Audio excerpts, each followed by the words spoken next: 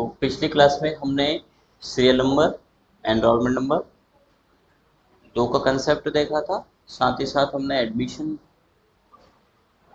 Fees और exam fees in सभी का टोटल। ठीक है, और थोड़ा सा हम फॉर्मेटिंग व्यवस्थित कर लेते हैं।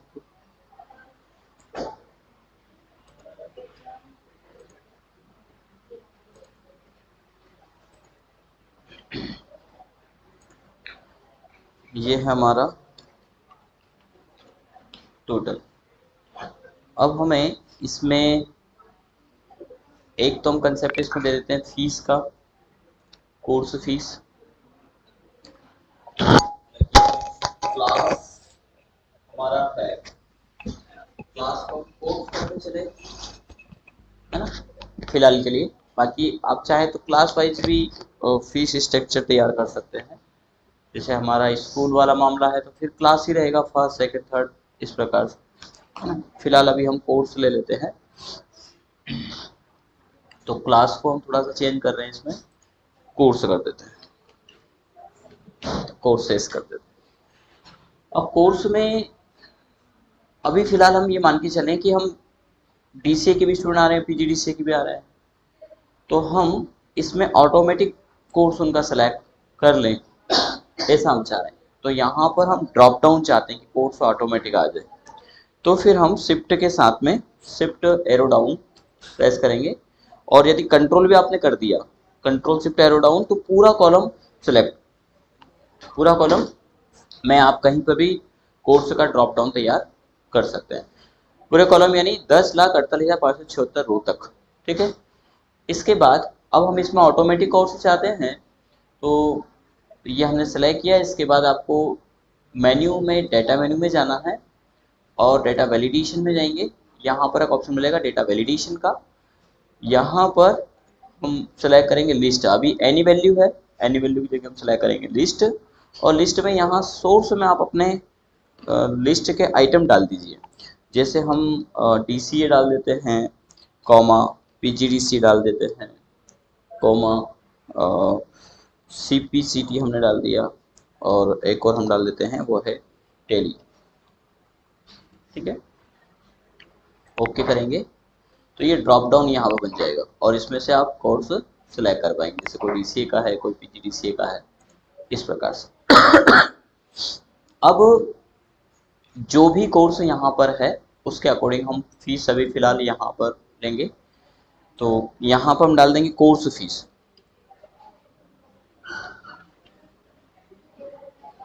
कोर्स फी हम डाल दिए। ठीक है, अब पीजीडीसीए की जैसे हमारी फीस है 13,500। ठीक है, तो ये 13,500, जिसकी फीस 12,500, उसकी फीस 12,500। अब हमारी रिमेनिंग फीस कितना शेष है वो हमें यहाँ पे निकालना है, जिसको हम रिमेनिंग फीस बोल देते हैं, या शेष फीस, जो भी आप बोले। ये निकालने के लिए क्या करेंगे, इक्वल जो हमारी फीस है कोर्स की, तो कोर्स की फीस कितनी है वो I2 में, सॉरी IA I2 में है, माइनस टोटल फीस कितनी जमा हुई .2 में, तो उसका सेल एड्रेस, उसमें से हम उसको माइनस कर देंगे, एंटर करेंगे तो यहाँ पर रिमेनिंग फीस हमारी निकल जाएगी। एक का निकालने के बाद डबल क्लिक करेंगे, सभी का निकल जाएगा। अब यहाँ पर डिक्लेयर नहीं है इसलिए माइनस में आ रहा है। अब हम यहाँ पर चाहते हैं कि जो भी कोर्स हो उसकी फीस उसके अकॉर्डिंग आ जाए।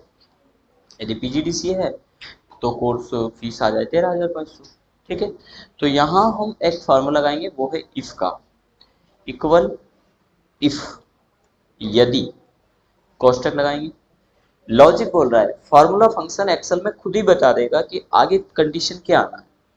तो यहाँ इफ दिया, बोल रहा है लॉजिक टेक्स्ट आप क्या कंडीशन चाहते हैं, तो हम चाहते हैं इस सेल में, इस सेल में यानी D2 इक्वल, यदि यहाँ पर क्या हो, बोले यदि यहाँ पीजीडीसीए हो तो क्या करें, तो बोले कॉमा, कॉमा लगाएंगे, यहाँ कॉमा लगा हुआ। ठीक है, तो जहां कॉमा दिया है वो उसका अदर हो जाएगा, यानी इफ के साथ में एल्स का काम करेगा। पहली कंडीशन है, फिर क्या करें, फिर एल्स, नहीं तो ये करें, यानी ट्रू और फॉल्स दिया, पहले लॉजिकल टेक्स्ट, फिर ट्रू वैल्यू, फिर फॉल्स वैल्यू। तो बोले पीजीडीसी हो तो ट्रू वैल्यू, नहीं पीजीडीसी हो तो क्या है, तो बोले हमने कहा कि 13,500 है फीस। कितना आ जाए, 13,500, कॉमा नहीं लगा करके ऐसे डायरेक्ट लिख देंगे, ठीक है। नहीं तो क्या है, बोले नहीं तो 12,500 है। तो इफ, यदि लॉजिकल टेक्स्ट क्या हो, तो क्या हो में हमने दिया D2। D2 क्या है, D2 हमारा कोर्स है और इसकी वैल्यू क्या हो, पीजीडीसी हो। तो पीजीडीसी की फीस क्या है, तो हमने कह दिया कि पीजीडीसी की फीस 13,500, नहीं तो अभी हमने डीसीए का डिक्लेयर नहीं किया है, ठीक है ना। तो डीसीए का हमने डिक्लेयर करेंगे तो 12,500 बाद की प्रोसेस है, फिलहाल के लिए 13,500 हमने एक कोर्स का यहाँ पे दिया है, ठीक है। एंटर करते हैं, क्या पीजीडीसी है और क्या पीजीडीसी है, तो 13,500 आ गया, ठीक है। अब हम इसी फार्मूले को डबल क्लिक करते हैं, डबल क्लिक करेंगे, यहाँ पे डबल क्लिक कर देते हैं। अब देखिए यहाँ पीजीडीसी, वहां तो 13,500, जहाँ कोई कोर्स नहीं है वो बाई डिफॉल्ट क्या मान लिया गया, डीसी मान लिया गया। टैली को भी डीसी मान लिया गया, सीपीसीटी को भी उसने डीसी मान लिया गया, यानी सेकंड पोजीशन हमने दे दी 12,500, यानी सभी कोर्स की बाकी की 12,500 यहाँ पर आ गई। तो पहली कंडीशन तो इसको नोट कर लीजिएगा, ठीक है। फिलहाल के लिए आप स्क्रीनशॉट भी इसका ले सकते हैं, ठीक है, थोड़ा स्पीड में, क्योंकि ये रिकॉर्डिंग क्लासेस है, तो आप कैमरा तैयार रखें, इसमें लिखने का नहीं, अभी सिर्फ कोई भी एक क्लिक कर लो, बाद में आप नोट कर लीजिएगा, ठीक है। तो ये सिंगल कंडीशन दिया है। अब हम दूसरी कंडीशन में दे रहे हैं कि यदि पीजीडीसीए के अलावा डीसीए भी है तो क्या करें। तो हम इसी कंडीशन को आगे बढ़ाएंगे, पहली कंडीशन, फिर यहां से हम असाइन करेंगे इफ, दोबारा से, यदि क्या हो, हमने कहा कि इस D2 में, D2 बराबरी पर यदि DCA हो, क्या लिखा हो, DCA हो, तो क्या है, तो बोले फिर 12,500 आए, नहीं तो बोले नहीं तो फिर 4,000 है, क्योंकि हमारे टैली और सीपीसीटी की जो फीस है वो 4,000 है, तो हमने फिर टैली डीसीए डिक्लेयर नहीं करेंगे। एंटर करेंगे, डबल क्लिक करेंगे, डीसीए का कितना आया 12,500, बाकी खाली है तो 4,000। अब यदि कोई स्टूडेंट यहाँ पर आता है और उनका कहना है कि सर हमारा पीजीडी से कोर्स है, फीस कितनी होगी कोर्स के अकॉर्डिंग, ऑटोमेटिक 13,500 आ गया। अब रिमेनिंग फीस इनका कितना बचा है, 9,000 रुपये, जो भी डिपॉजिट उन्होंने किया, ठीक है, क्लियर है मामला इतना। यदि यहाँ पर इसके अलावा कोई कोर्स है, जैसे सीपीसीटी है, तो हमने कह ही दिया पहले कि उनका दोनों का ही 4,000, तो बाकी उसको तीसरे कोर्स के रूप में मान ले। यदि इनमें भी डिफरेंट होता तो फिर एक कंडीशन और लगा देंगे, बता दें, ठीक है। तो पहली कंडीशन में हमने यहाँ पर असाइन किया, इफ यदि D2 पीजीडीसीए हो तो 13,500, इफ यदि D2 बराबर पर डीसीए हो तो 12,500।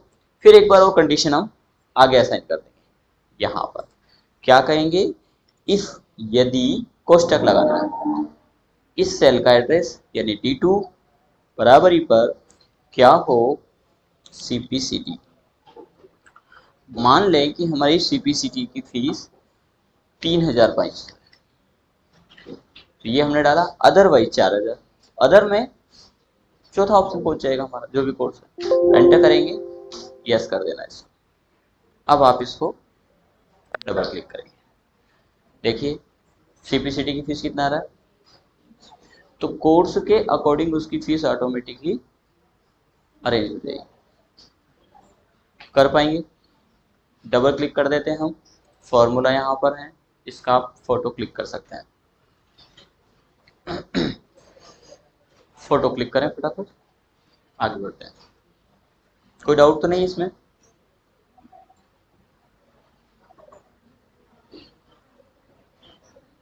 ठीक, कर दें एंटर।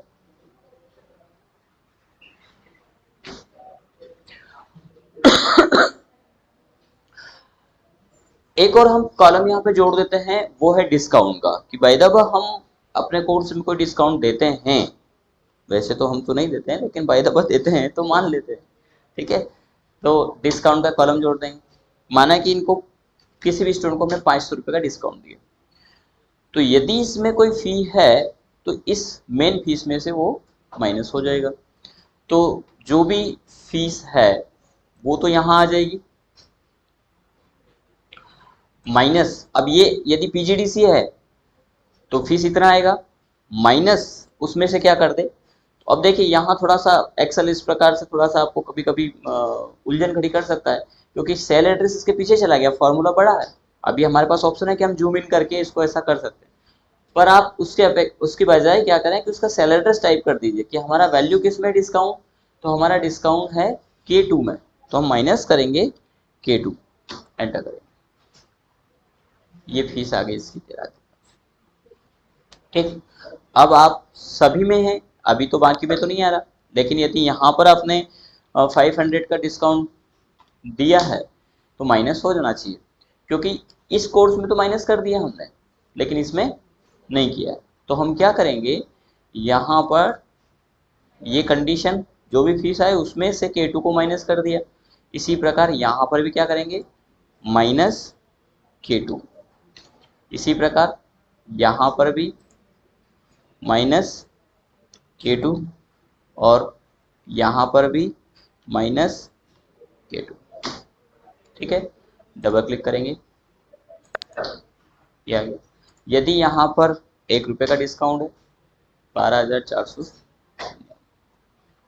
ठीक है बोले 1 रुपये का भी क्या डिस्काउंट, हमें तो समझ नहीं आया।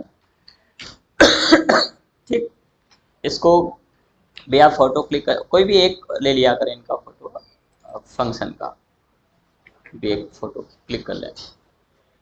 लॉजिक समझ में आ रहा है ना, फोटो काम नहीं देगा, लॉजिक सीधा सा गणित है, ज्यादा कोई टफ नहीं है अभी, है ना, हो गया। अब डिस्काउंट ऑटोमेटिक माइनस हो रहा है, रिमेनिंग फीस ऑटोमेटिक आ रही है, जैसे ही आप फीस डिपॉजिट करेंगे तो जो भी शेष फीस है उसमें से माइनस हो रहा है। क्लियर है इतना।